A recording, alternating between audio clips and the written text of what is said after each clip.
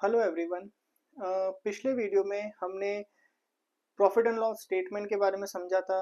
क्या क्या different profitability terms होती है, gross profit, operating income, EBIT, EBITDA, net profit, उन सब के बारे में समझा था। और एक हमने हाई लेवल ओवरव्यू लिया था कि पीएनएल में इन सब की कैलकुलेशन कैसे होती है और इन सब का इंटरप्रिटेशन हम कैसे करते हैं।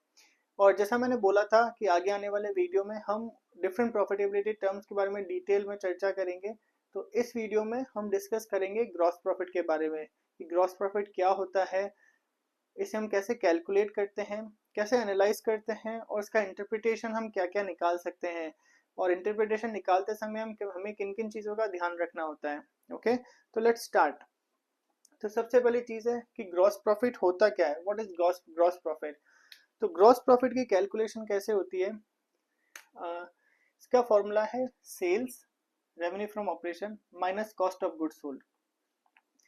अब सेल्स और रेवेन्यू ऑपरेशन क्या होता है? तो रेवेन्यू फ्रॉम ऑपरेशन मतलब हुआ कि जो आपकी कोर बिजनेस एक्टिविटी से जनरेट होता है, कोर बिजनेस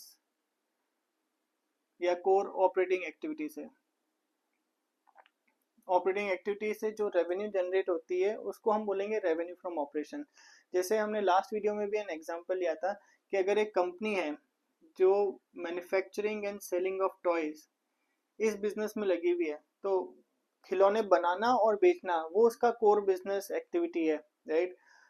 तो इस एक्टिविटी से उसको जो भी रेवेन्यू मिलती है, लेट से उसने 10,000 टॉयज सेल किए 50 के प्राइस पे, मतलब 5 लाख की उसकी रेवेन्यू हुई, राइट।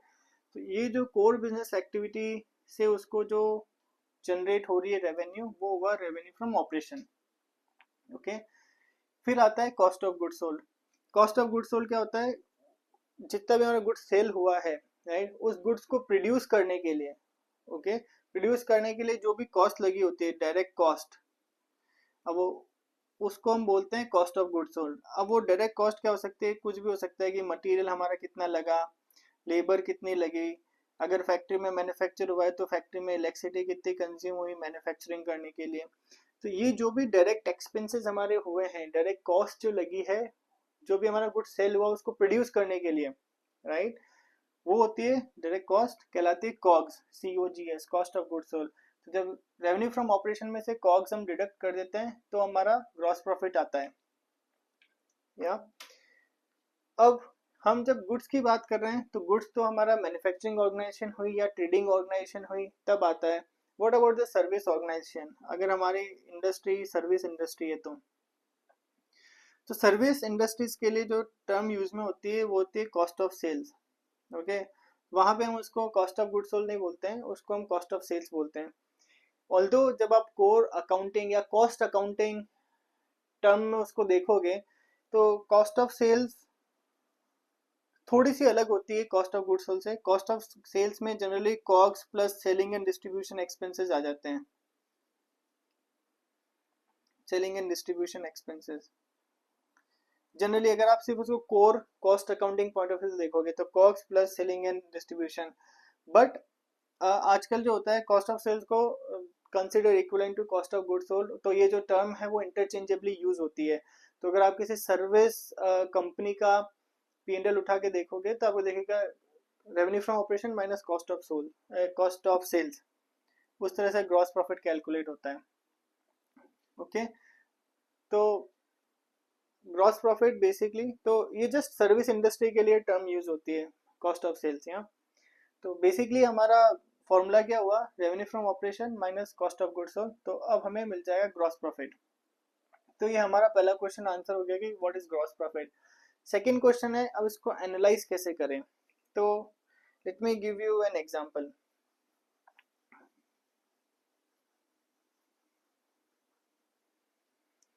तो अगर मैं आपके सामने एक एग्जांपल रखूं कि there is a company A, company B, company C, company D. Company A का जो ग्रॉस प्रॉफिट है वो है 50,000, 50,000, 60,000, बी का, सी का 80,000 और इसका 1 लाख। और मैं अगर आपसे क्वेश्चन पूछूं कि कौन सी कंपनी इनमें से अच्छी है, तो आप क्या जवाब दोगे? कमेंट में मेरे को बताइए। आई थिंक अगर आप जवाब दे रहे हो कि कंपनी डी अच्छी है तो हो सकता है कि आपका आंसर गलत हो। क्योंकि जब भी आप कोई फाइनेंशियल या P&L एनालाइज करते हो या फाइनेंशियल फिगर आप एनालाइज करते हो, तो आप कभी भी उसको नंबर्स में या एब्सोल्यूट टर्म में नहीं देख सकते।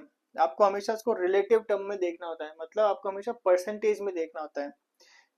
जैसे अगर मैं अब आपको लिखता हूँ कि इसकी सेल, ए की सेल है 1 लाख, बी की सेल है 2 लाख, सी की सेल है 4 लाख और इसकी डी की सेल है 5 लाख। क्या आपका आंसर, अगर अगर आपने आंसर डी दिया था, तो क्या आपका आंसर अभी भी वही है कि डी ही प्रॉफिटेबल है ज्यादा? आई थिंक अब आपका आंसर चेंज हो जाएगा, क्योंकि अब आप देखोगे, अच्छा इसने 1 लाख का माल बेच के 50,000 रन कर लिया, मतलब इसने 50% प्रॉफिट कमा लिया। इसने 2 लाख का गुड सेल करके 60,000 मतलब 30% कमा लिया। इसने 20% और इसने 20%। तो ऑब्वियसली आप देखोगे अच्छा एक कंपनी ज्यादा बेटर हुई, क्योंकि वो 1 लाख पे 50,000 का प्रॉफिट कमा रही है, राइट? तो जब आप एनालाइज करते हो ग्रॉस प्रॉफिट को, तो आप एब्सोल्यूट टर्म में नहीं देखोगे। Not only for gross profit, आप कोई भी प्रॉफिटेबिलिटी फिगर या कोई भी फाइनेंशियल अमाउंट आप देखते हो, तो उसको आप एब्सोल्यूट टर्म में नहीं देख सकते, आपको उसको परसेंटेज में ही देखना पड़ेगा। तो यहाँ पे हमने परसेंटेज कैलकुलेट करने के लिए क्या किया, जीपी को सेल से डिवाइड कर दिया। Gross profit divide by sales या रेवेन्यू फ्रॉम ऑपरेशन। तो ये जो हमने किया है, ये टर्म कहलाती है ग्रॉस मार्जिन।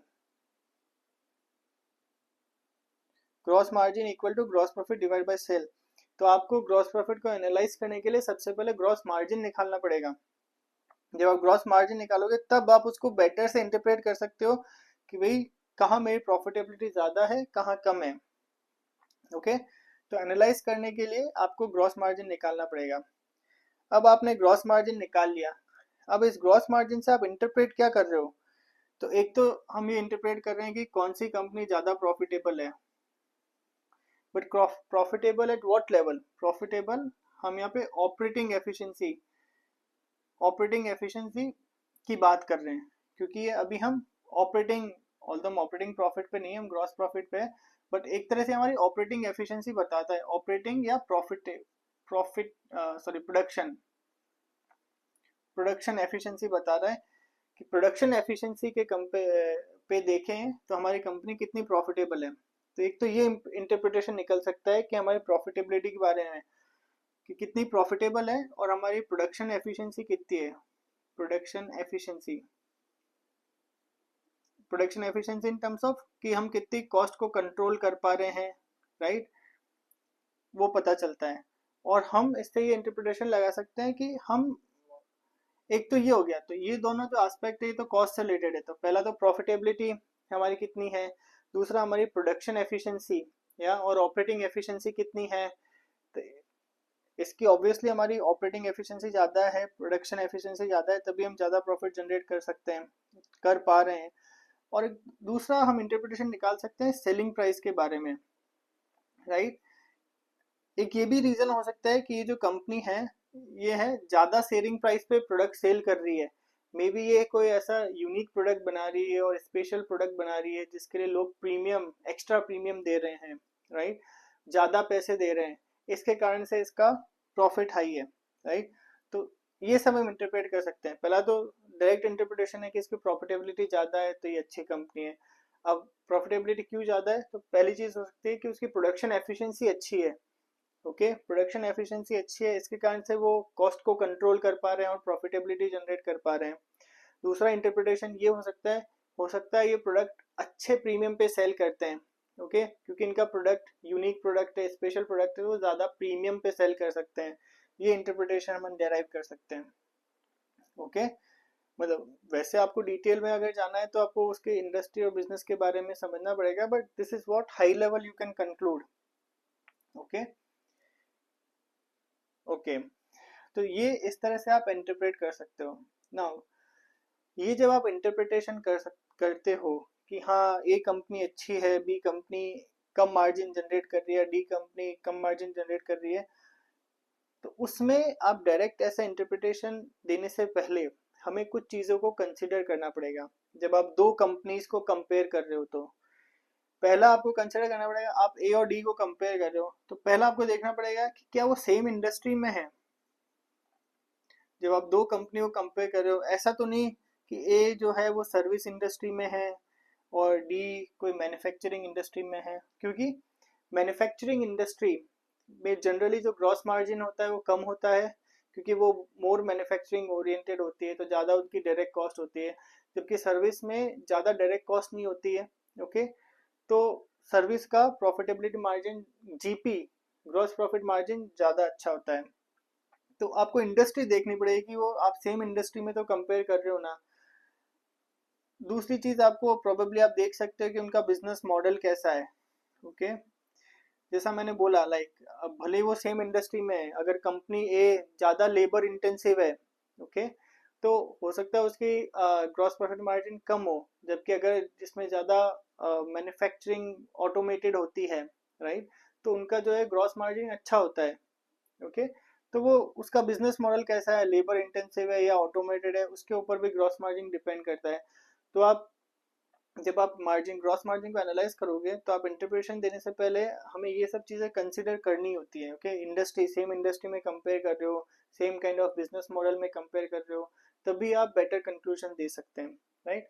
तो ये चीज़ें आपको कंसिडर करनी पड़ती है। ओके, तो आई होप यहाँ तक आप क्लियर हुए होंगे कि क्या ग्रॉस मार्जिन होता है, उसको देख के मैं क्या इंटरप्रिटेशन कर सकता हूँ, बट इंटरप्रिटेशन देने से पहले मुझे क्या क्या चीज़ें कंसिडर करनी है। ओके, अब मैं आपको कुछ एग्जांपल देता हूँ कि कंपनी जनरली कहाँ यूज करती है ग्रॉस मार्जिन, किस पर्पजेस के लिए यूज हो सकता है। ओके, तो उसमें सबसे पहला एग्जांपल रहता है, अगर वो अलग अलग लाइन ऑफ बिजनेस में है।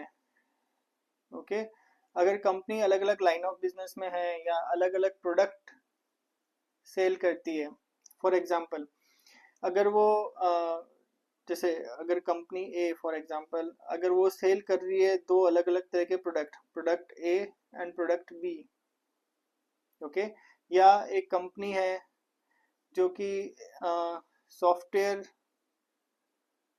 सर्विस दे रही है और दूसरी साइड वो हार्डवेयर भी सेल कर रही है खुद के, फॉर एग्जांपल। तो इसमें क्या हो रहा है, वो दो अलग अलग प्रोडक्ट बना रही है और इसमें वो दो अलग अलग kind of line of businesses में है, फॉर एग्जांपल, या तो अगर कंपनी इस तरह के अलग अलग डाइवर्स प्रोडक्ट में है, अलग अलग लाइन ऑफ बिजनेस में, तो वो ग्रॉस मार्जिन का ज़्यादा यूज़ करती है। ओके, क्यों? क्योंकि उन्हें आइडेंटिफाई करना होता है कि मेरी कौन सा प्रोडक्ट ज़्यादा प्रॉफिटेबल है या कौन सी लाइन ऑफ बिजनेस ज़्यादा प्रॉफिटेबल है और कौन सी कम है। तो अगर कम है तो उसके लिए वो करेक्टिव मेजर लेंगे कि भाई रीज़न आइडेंटिफाई करेंगे कि इसकी प्रॉफिटेबिलिटी या ग्रॉस मार्जिन कम क्यों है, या तो मेरे को अपनी कॉस्ट कम करनी है या मुझे उसकी सेल प्राइस बढ़ानी है।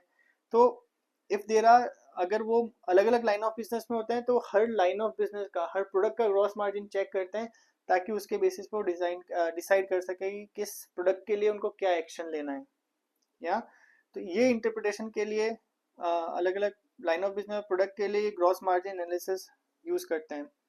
दूसरा होता है न्यू बिजनेस, न्यू बिजनेस या इंडस्ट्री, फॉर एग्जांपल कि अगर कोई कंपनी ऑलरेडी स्टेब्लिश है एक डोमेन में, एक प्रोडक्ट में, अगर वो दूसरे प्रोडक्ट लाइन में जाना चाह रही है, दूसरी इंडस्ट्री में जाना चाह रही है, या एक कोई कंपनी नई ओपन हो रही है और उसको किसी इंडस्ट्री की एनालिसिस करनी है, तो वहाँ पे वो सबसे पहले वो ग्रॉस मार्जिन को एनालाइज करते हैं कि उस इंडस्ट्री या बिजनेस में मैं जा तो रहा हूँ, उसका ग्रॉस मार्जिन मुझे कितना मिलेगा उस इंडस्ट्री में। क्योंकि ऑब्वियसली अगर आपका ग्रॉस मार्जिन कम है, ऑटोमेटिकली आपका नेट मार्जिन, नेट प्रॉफिट भी कम होगा, राइट। तो वो एक इम्पॉर्टेंट एलिमेंट हो जाता है एनालाइज करने के लिए कि मुझे इस इंडस्ट्री में जाना चाहिए या नहीं जाना चाहिए। ठीक है, तीसरा जो कॉमन यूसेज होता है वो to take important decision, decision जैसे कॉस्ट के बारे में सेलिंग प्राइस के बारे में डिसीजन लेने के लिए। तो कंपनी क्या करती है, ट्रेंड एनालाइज करती है, जैसे for example year 1, year 2, year 3, year 4।